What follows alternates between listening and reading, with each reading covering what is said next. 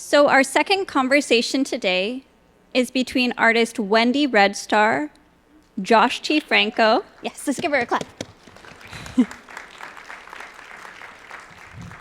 Josh T. Franco, head of collecting, Archives of America Art, and Charlotte Ickes, curator of time-based media and special projects, at the National Portrait Gallery. Wendy Redstar is a Crow artist based in Portland, Oregon, whose multidisciplinary practice explores the intersections of Crow history and colonial narratives through conceptual art and pop culture. Raised in Crow traditions, she uses her work to reframe historical narratives and amplify Crow perspectives. Redstar's work has been exhibited at major institutions, including the Metropolitan Museum of Art, the Broad, Foundation Cartier, and the Seattle Museum of Art. Her monumental sculpture, The Soil You See, debuted at the National Mall in Washington, D.C. in 2023, and was later acquired by the Tippett Rise Art Center. Her work is in over 80 public collections, including the Museum of Modern Art, the Whitney Museum of American Art, and the British Museum. She holds an MFA from UCLA and has lectured internationally, including at Yale University and the Banff Center. To me, Wendy Redstar is one of the most influential artists today, and it's such a privilege to have you here with us. Please join me in welcoming her to the stage. Let's get started. Yeah. So just a little background. Wendy doesn't know what's coming. I don't. Charlotte and I have worked with Wendy in multiple ways, are working with Wendy in multiple ways currently. We're really happy to be here, and thank you, CAA. So Wendy agreed to let us surprise her, so we're going to get started with the surprises. Oh my gosh. Okay, here we go. Here we go. So and Charlotte and I will trade off. We chose different images. I met Wendy first at Joan Mitchell Foundation at an event about legacy planning there. So it's really appropriate that Joan Mitchell's hosting and that this is Joan's Centennial Week. So thanks, Joan Mitchell, for bringing us together in the first place.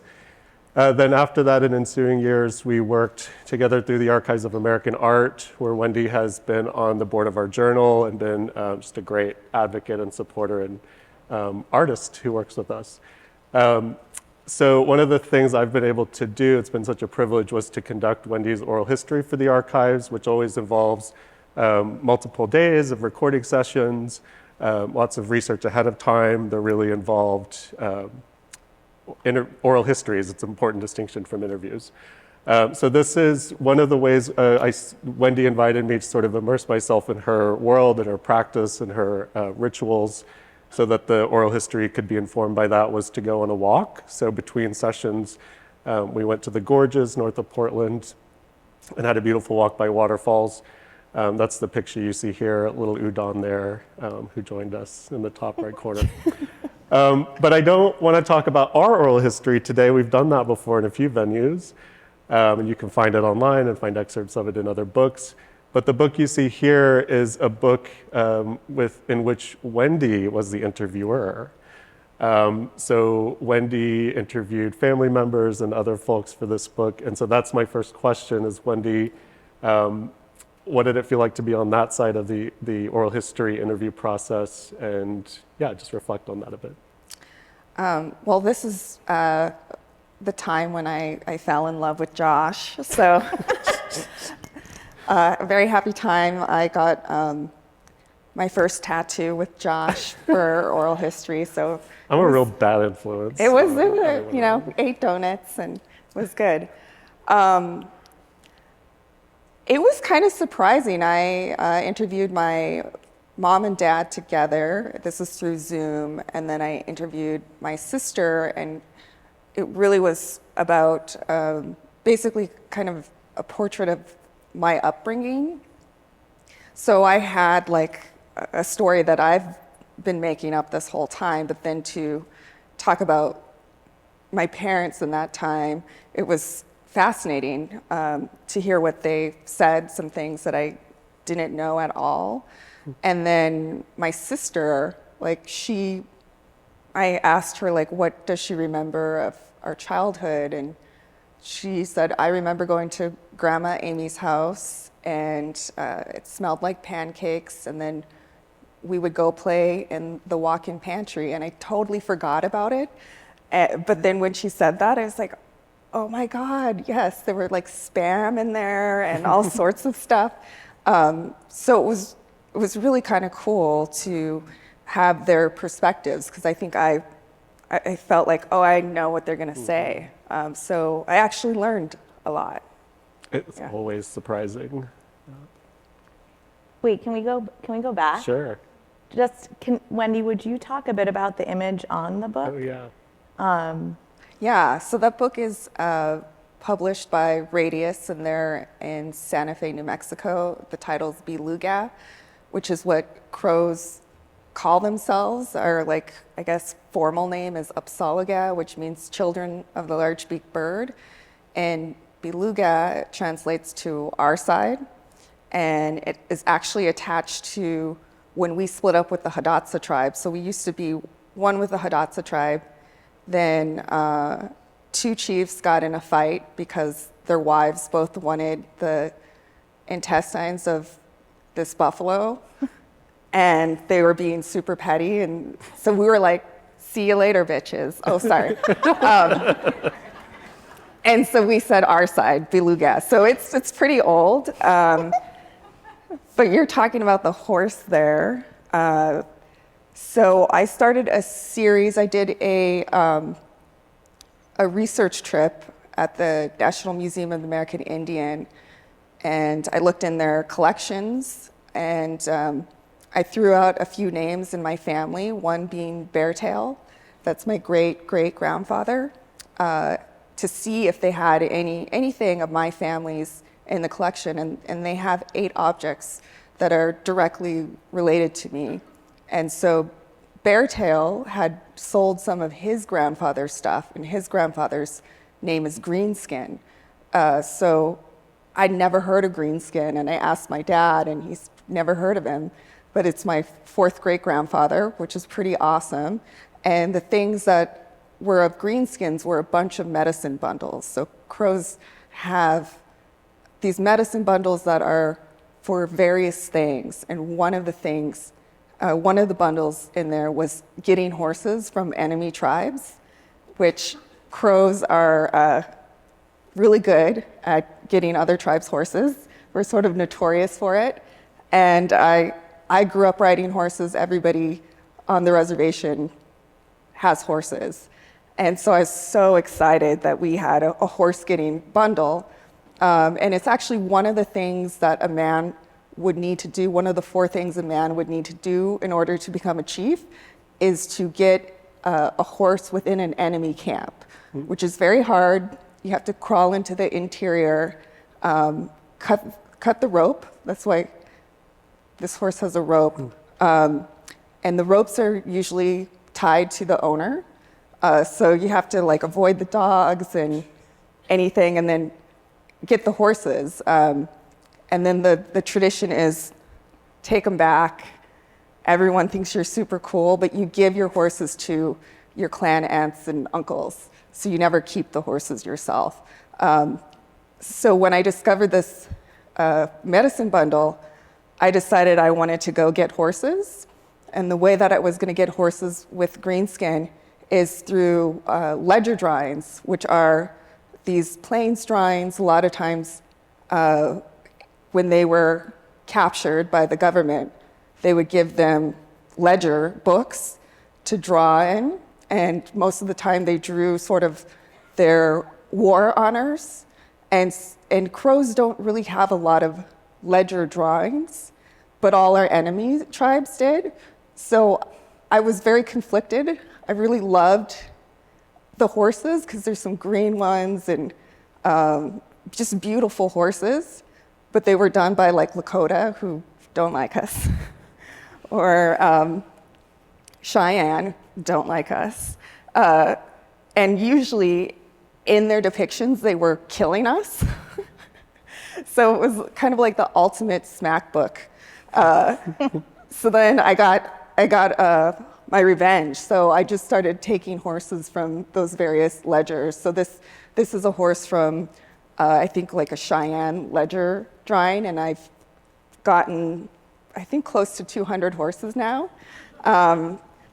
And I put them on this beautiful marbled paper, because a lot of the ledger books, when you open them up, they have that marbled paper. And it's just been a great project. And I say, in the spirit of greenskin. And the horses are given a name from the census records from 1885 of different Crow individuals.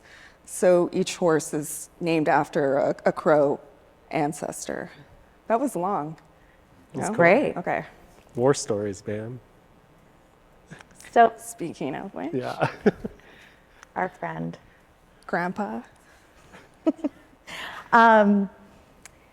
So this work is part of a larger series by Wendy, and that was the first time. These are the works that I first encountered of yours. But I chose this one in particular because Wendy and I have been spending a lot of time thinking about Chief Plentycoo. But before we go into Chief Plentycoo's life, which we will, can you talk a bit about how you first encountered the source image by C.M. Bell? And I should say, I realized after reviewing the slides, our slides are very much about, in many ways, Wendy's relationship with the Smithsonian, your work's relationship with the Smithsonian, where we both work, and Washington, D.C., which I don't think we planned, but that's kind of how it ended up.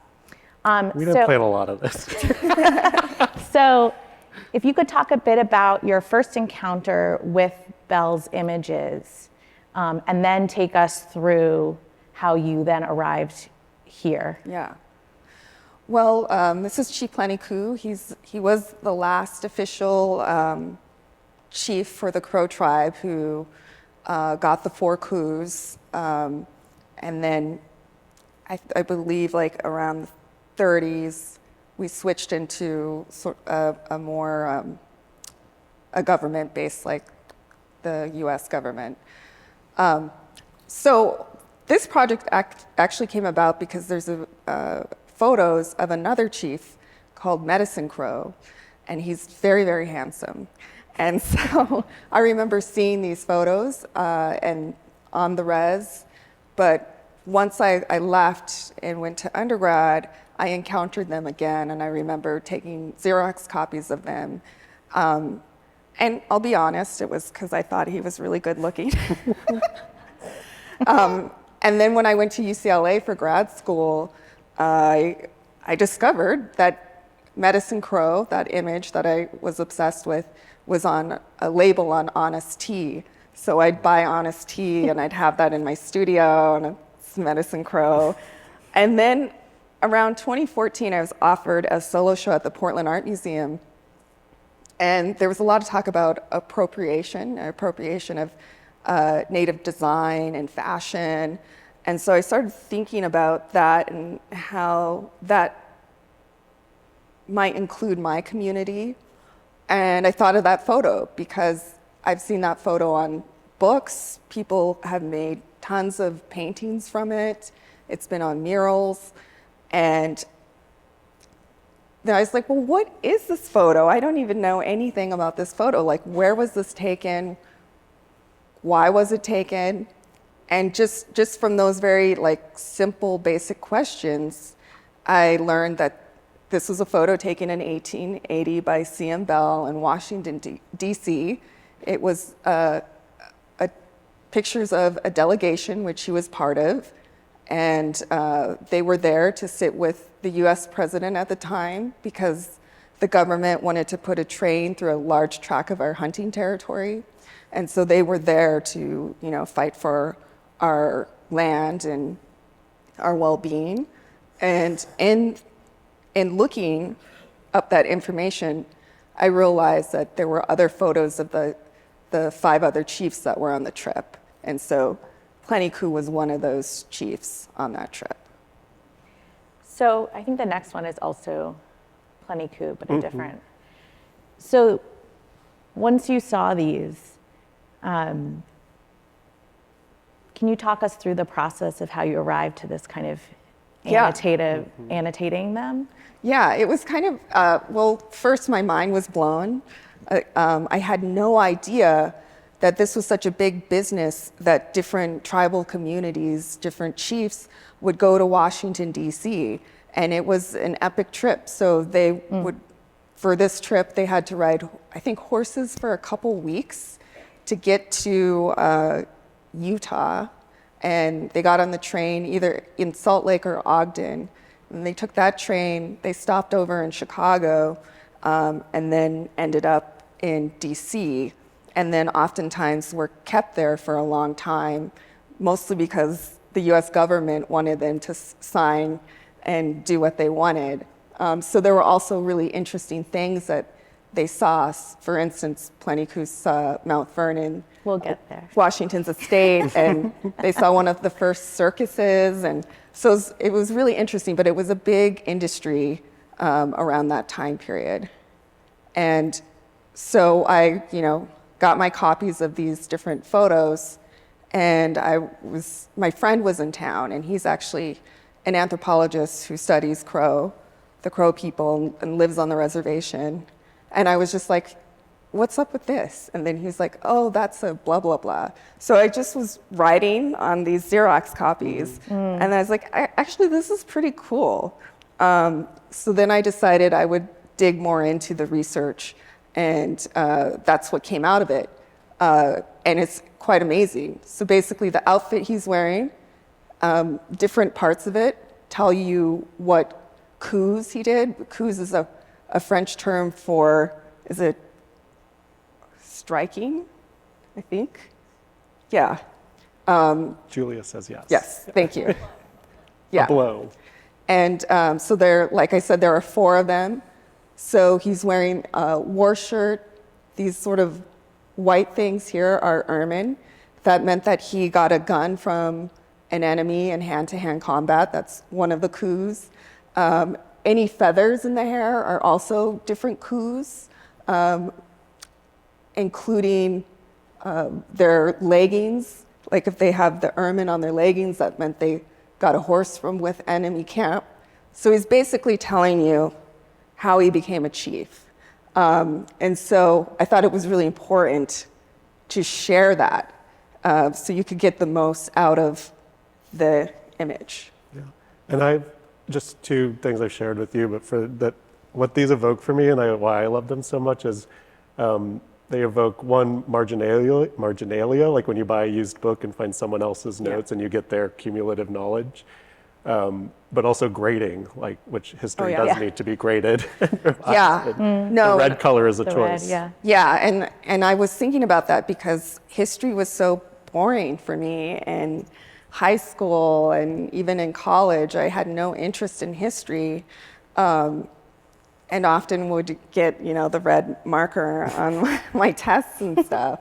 So that was very symbolic of sort of like not correcting, but like just, this is fact, this is what's happening in this photo.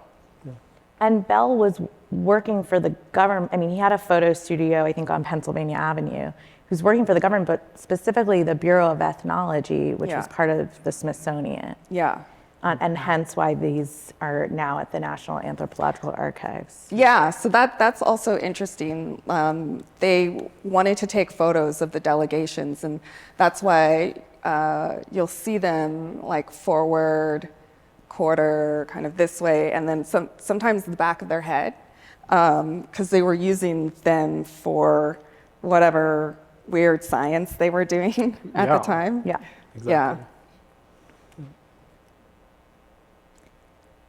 Shout out to Amy, who's also in there.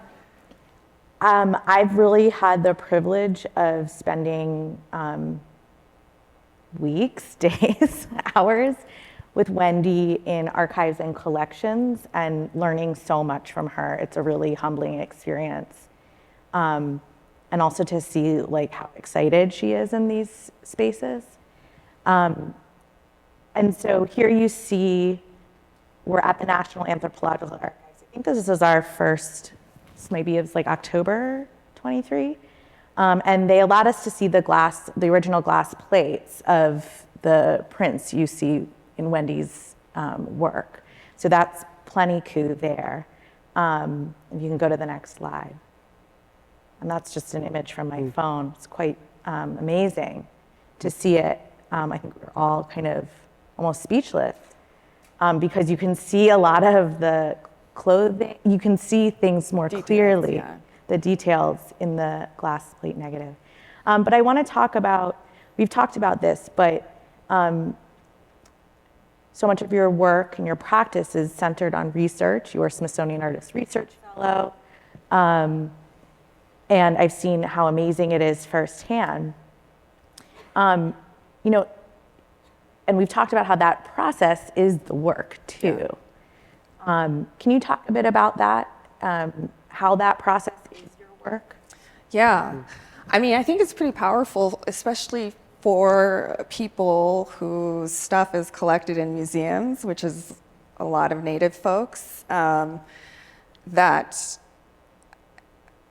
it's so weird. Like I grew up always knowing I could go to a museum and there would be crow things. Like how many of you like have that? Like, so it was just kind of normal and I never really thought about it. But the other thing I didn't think about is that I could actually go to that institution and say, hey, I want to look at your objects in your archive. And so that's really important to share, like that if you're interested, you can access and be open to the archives. So I'm like a kid in a candy store when I'm like so excited when we go in and we see the photos and the objects, and I also feel kind of this feeling of desperation of needing to see every single thing because this might be like the last time that I get this opportunity. But I often run into some like very interesting people on the way, people that I would never even think to like interact with. It is something that always sort of happens. And that's pretty awesome because in grad school, they didn't tell me about a career that could be sort of modeled this way. Mm-hmm. So yeah, I've ended up becoming good friends with some of the archivists, and their specialty, like what they know, is something that is specific to the photo I'm looking at, and so it kind of becomes a collaborative process as well. So it's really enjoyable work. Yeah, shout out archivists. So we've been thinking a lot about Chief Plenty Coup, and I'd love to talk a bit more about Plenty Coup's own biography and how it kind of intersects with yours. Okay. He will be the subject of a show that Wendy will have at the National Portrait Gallery. Her work, he's not the subject, her work on Plenty Coup. Yeah. That might be news to everyone, by the way. Yeah, maybe I shouldn't announce that. This is the announcement. I think you just made it the announcement. And so as part of our research, as Wendy mentioned, when he first came to DC in 1880, and that was one of then possibly over 10 trips, which is really remarkable. He came to, they went to Mount Vernon. And that point you took a boat. And you can see here, this is the sign-in sheet, essentially. So you see Medicine Crow, Pretty Eagle, Old Crow, Plenty Coup, Crow Chief. And he was really inspired by that visit. If you can go to the next slide. And so this is the Chief Plenty Coup State Park. And I'm wondering if you could talk a bit about your relationship to the park, to that land, Yeah. and, you know, kind of how your biography is entangled in your work. Yeah.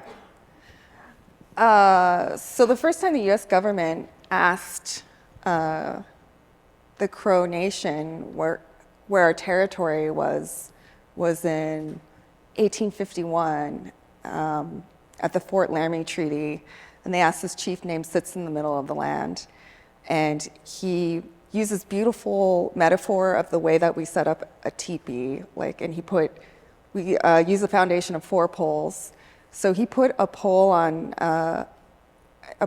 each major migration route that we would take throughout the season, and that was 85 million acres.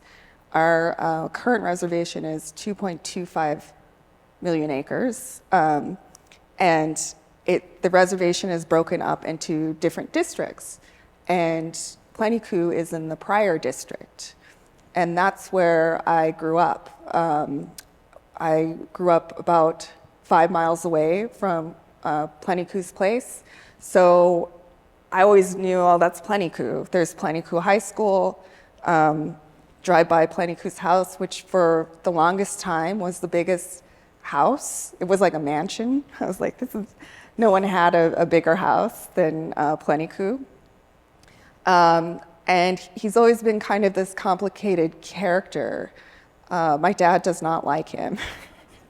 And a lot of Crows don't like him. And there are a lot of Crows who really love him. There's not too many in between. So I've always found that really interesting. My aunt had worked at the park for decades. So my dad would kind of talk shit about Plenty-Coup when she was around, and she would just be silent. And so, yeah, I just had this weird sort of relationship with him. And the memory as a child that I had was I almost had heat stroke, and my dad put me in the car and we went to Plenty-Coup's because they have water spigots there, and he stuck me under a water spigot. So that's kind of one of my earliest memories. But I ended up being the manager of this park for a year between, I think it was 2012 and 2013. And this is his estate. It includes his home, his store, and a visitor center that has a lot of his personal items, plus other tribal members' items. He's also buried there with his wife and his stepdaughter. There's an apple orchard. And it wasn't until I did the 1880 Crow Peace delegation project that I finally put 2 and 2 together. That basically Plenty-Coup created a miniature Mount Vernon on our reservation, and this is it. And so towards the end of his life, he gifted his part of his allotment to the state of Montana to make it a place where white people could come and learn about crows and kind of continue to carry on their peaceful relationship. But it was totally modeled off of Mount Vernon, because when he went there, he was so kind of struck by seeing all these people walking around Washington's property and remembering him. And so, yeah, I just got kind of a kick out of it that it's been this miniature Mount Vernon the whole time. And there is a little apple orchard. Yeah. So you're getting more than a kick out of it. You're kind of diving deep. Yeah, So- we the 3 of us went on a trip to Mount Vernon. And I'll just say, I took last this spring. photo, and I'm not directly involved. I just get to hang out with Charlotte and Wendy. We'll go to the next slide. You want to take this one? Sure. So as mentioned in the introduction, this is the work that Wendy contributed along with 5 or 6 other artists, 5 other artists, this past summer in Washington, D.C. through Monuments Lab. Wendy, I'll let you describe what the significance of the thumbprint we're looking at, but it was amazing to visit this as somebody living in DC. The sightline, I mean, you can see it. I can't give you the feeling of being there bodily. It's on this kind of small island in this body of water, and you see the Washington Monument just there on this beautiful day. The day I went, there was an ice cream truck in view behind it too, which added some other layer of meaning. But yeah, I think this piece is great. I saw it there. You've both, I mean, of course you've seen it, but Charlotte, you've seen it too in its permanent location, which I think is worth talking about too, the meaning of that place. But yeah, do you want to describe what this thumbprint is, Wendy? Yeah. First of all, Monument Lab is amazing, and they help facilitate this first curation of art on the mall, and basically dealt with the government and let the artists be the artists.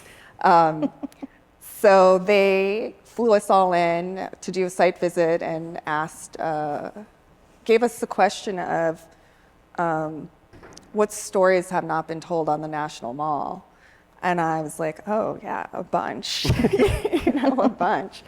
And I was sort of just struck, like looking at the National Mall, thinking of this question, and just realized there was like no color on the mall whatsoever.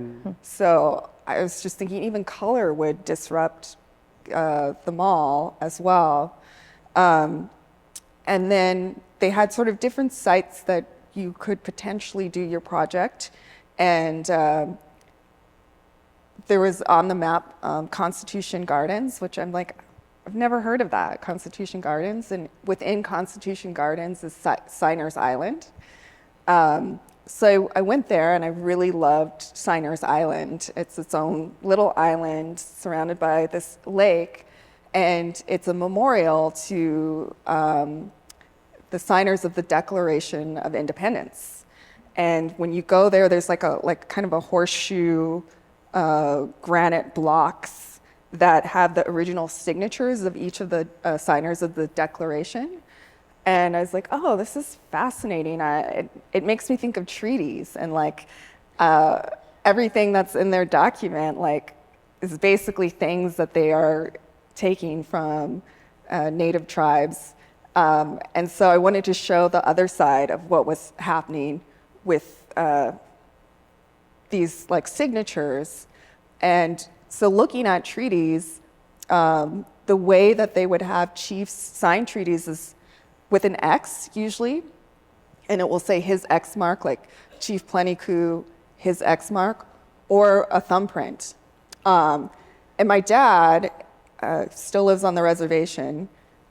He would help Crows whose land was in lease. And he said, if you go to the Bureau of Indian Affairs and you just go back a couple generations at their leasing contracts, you'll start seeing thumbprints. And I just thought that was so interesting that a thumbprint can seem so anonymous, but it's individual. It's the most individual it can be. So I decided to make this thumbprint. It's my thumbprint, and then within it are all the treaty signers of my tribe from, I think, 1885 to 1825 to 1880.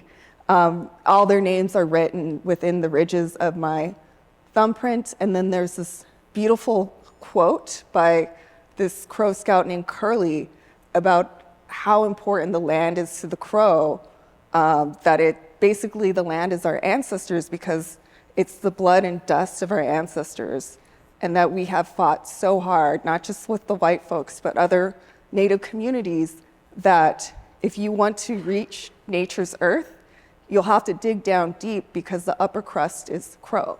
And I was just like, that is so beautiful. And he came to Washington, D.C. because they were trying to open up our reservation. And that's what he said. And I just thought that was so beautiful to have that quote. And how did you think of the design of the base, the stone? What was the... It's granite. Well, it's so funny because the show is called Beyond Granite, and they were asking us to like do stuff beyond granite. And I ended up being the only artist who still had granite in their piece. But the blocks that the signer's island is made out of granite. And so I just was like, let's find an organic piece of granite and have this thumbprint kind of emerging from it. And the thumbprint is made of glass. It's made of glass, yes. How did you get to glass? I think I was at this gala and the glass person was there and we like, hey, what's up? And then I got this opportunity. I was like, why don't we do something in glass? Yeah. You know, so it was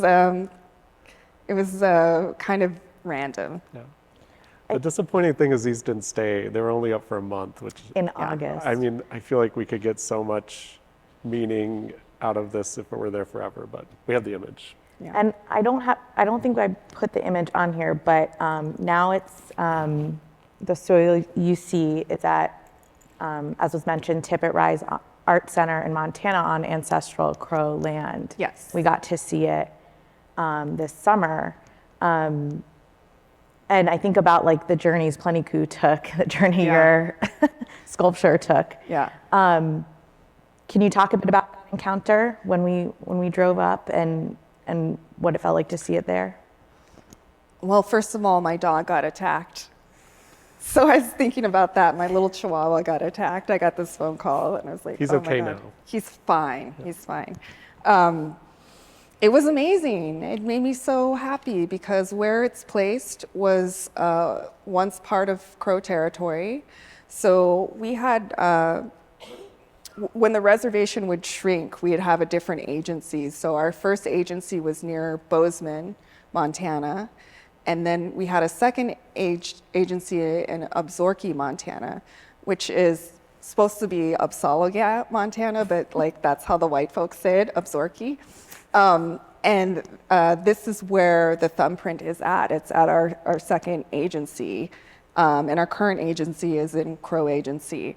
So it was really special to me because these chiefs, that's what they were fighting for when they would go, to have it be on this piece of Crow territory was really great. It's amazing. How are we on time, Josh? I forgot my phone, so I'm looking at Mira. And I We're don't good, have Mira. mine either. Well, we're coming up. This was Josh's edition, so I'll let you. I think I love the thread between Martha, your talk, and Julia's in this, and I knew it was going to happen. Like, anger and humor are such powerful tools together. Like, they forge each other, and Wendy, you have that so deeply in your practice. And camaraderie among artists, and this was long before, so this is after one of the events related to the Monument Lab program, which I just want to go back, like, kudos to Monument Lab. Like, my comment about I wish it were there forever is just about wishing it were there forever. To get that done on the mall for a month, we can imagine what they went through. Just, I mean, amazing feat of administration and bureaucracy. Correct. But this was a night after one of the dinners or parties for it. Paul, whose oral history I also conducted for the archives, we went for a walk and got ice cream. And frankly, I'm sitting here like, why did I put this? I'm like, I think it's just important to introduce fun and camaraderie into the world of what we do. Yeah. And Paul had work on the mall too. Yes, Paul was also one of the artists in the, maybe this is a Monument Lab appreciation picture or something. Maybe. Do you have anything to say about this, Wendy? I mean, there's other things that we did afterwards, but I don't think it's appropriate. Right. Camaraderie. I think that's the end. That might be the end. I think we should do questions. Thank you.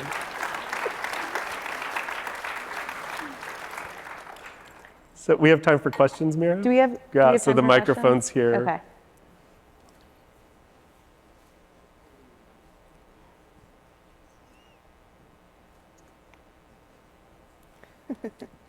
So there's a mic. I think there's a mic in the middle of the space. Coming. Oh, there's people coming. Okay, great.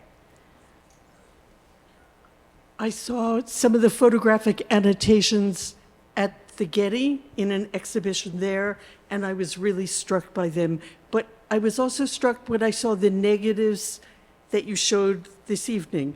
And I wondered why you chose to work on the positives and not the negatives. Good question. I think it's because I was just kind of first getting into it. So I think those were the things that were requested, and it wasn't until I actually went to the National Anthropological Archives that I got to see that there were these negatives. So I feel like this project that I'm doing with Charlotte about Chief Plenikou, that has been really an interesting and powerful thing to see all these negatives, and I'm hoping to incorporate the negatives into the show, because they are powerful. Yeah, it's a good question. Aloha, Wendy. So wonderful to meet you. You were a really big inspiration to me for my research on Indigenous futurisms. So I was wondering if you could talk more about how you came to it and your perspectives on it. Thank you. I did a piece called The Thunder Up Above, I believe around like 2016. One piece is currently up at the Autry Museum in Los Angeles. And basically it's like so weird because of Elon Musk, you know, but I was just thinking about colonization, and I thought outer space, you know, like one day, you know, we're probably going to colonize outer space. So I was thinking about who the indigenous beings would be in outer space. And I think I came up with 5 or 6 different characters that lived on different planets, but their outfits were inspired by different powwow regalia, but sort of abstracted. So one was, a lot of times the guys wear these sheepskin anklets that have bells. So one was like just a long white kind of dress with bells up here. There was one based off of a men's fancy dance, which are these 2 feather bustles, and they usually have like lots of neon color to them. And then the beans didn't have a face, they had these different head covers. And yeah, I was just like, I want us to encounter these beings and hopefully they win, you know, and it doesn't get colonized. So yeah, that was kind of the first thinking on Indigenous futurism, but I don't think that was happening at the time I was doing it. So it's been a real joy to have this work now show up in these exhibitions of Indigenous futurism, which is really cool.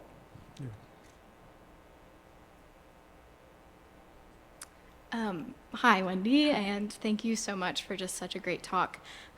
You've also shaped a lot of my research as a grad student, and especially with the delegation series and your annotation process. It seems like as you were going through each of the material subjects or different garments, that you were also kind of discovering a new relationship with those figures. And I know that with some of your other series, like I'm thinking even of the hide scraper that you just did this past year, I guess, could you just speak more to how your relationship with those objects actually helps you create new relationships with Apsáalooke past and present, if that makes sense? Yeah. I guess I'm going to say that I really struggled in school. I had dyslexia, and so learning the conventional way was really hard for me. And when I went, I didn't even think I could make it to college. And so when I went to Bozeman, I decided the only thing I probably could do was be a graphic designer. And I realized I didn't really like graphic design, but you had to take the traditional courses, foundation courses of art. So I took like a 3D class, and things just really made sense for me. And as I've gotten older, I've realized, oh, this is actually how I learn. So these things are me sharing what I've learned in a way that makes sense to me and works for me. So I found that to be like really kind of fascinating. But that's kind of what's happening. I'm in the archives, I'm finding things. Things are like, oh, my dad mentioned something about allotments. Like, that's what that whole thing means. Or the fact that Pleniku is my grandfather. She's joking. It's just really been interesting, a way for me to really kind of ground myself in history and where I come from. And so, for instance, in this series, there's another chief called Pretty Eagle, and the Crow tribe has a clan system. It's matrilineal. I'm Pagan, Eshkamya. We're known as the treacherous people, which I love. And he is Pagan, Pretty Eagle is, and so he would actually be a clan father. Not lying about that. So I was like, oh my gosh, like Pretty Eagle's my clan father. That's amazing. But also in finding that, I realized that his body was stolen from our reservation, from his gravesite, and kept at the Natural History Museum here for over 70 years. And then our tribe was able to get him back, which I didn't know. I knew about Pretty Eagle Point. I was like, it's just Pretty Eagle Point. But that is actually where he was reburied. So I had no idea that he had been here in New York City for 72 years. So yeah, it just opens up this whole new world of discovery. And I joke about Pleniku being my grandpa, because my dad does not like him. But we were in Pryor at Pleniku's place, and there is this community is small. There's 500 people there. Everyone knows Wendy. Well, everybody knows everybody. Yeah. And so there was this guy named J.R. Goes Ahead, and I know the Goes Aheads. So our names, like our Red Star, is actually my great-grandfather's name. And so the reason why I have it is when they allotted the reservation, people of that time period, they allotted a certain amount of land to heads of households, and those were men. And crows just had names back then. So women just had a name and men. And so basically they would use the head of household's name as your last name and give you the Christian first names. So it's really cool when you meet other crows, like Goes Ahead, it's linked to this one person. So it's pretty powerful. So, I make fun of the Goes Aheads. They actually live kind of right next to us. And I would have friends, we'd ride horses, and we'd have to go through this one pasture. And it was always very exciting because Wyma Goes Ahead lived there, and she would chase us with her truck. So anyways, he is a person who likes Pleniku, and he also claims to be a descendant of Pleniku. And it's known that Pleniku never had any children. It's actually, there's even a vision that he had where he doesn't have any children. So that's always been kind of this weird space of people claiming descendancy. So I was asking him how that happened, and I was wondering if it was through one of his wives or through clan relation, and that's basically what it was. But he's like, yeah, and you're related to him too. And then he went on to tell Turnup, and Turnup was married to Pax the Hoop. Pass the Hoop, who was, it was really interesting. So then I took that home to my dad, and I was like, guess what? Pleniku is your grandpa. He was like, he's not Crow. You know, it was really funny. So that's kind of up in the air, but I'm going to run with it. So I call him Grandpa. Sorry. Thank you. That was a good place to end. Some humor. Thank you, Joe Mitchell Foundation. Thank you, College Art Association. Thank you, And Wendy. Thank you. That was where I was going. Thank you, Wendy. Thank you.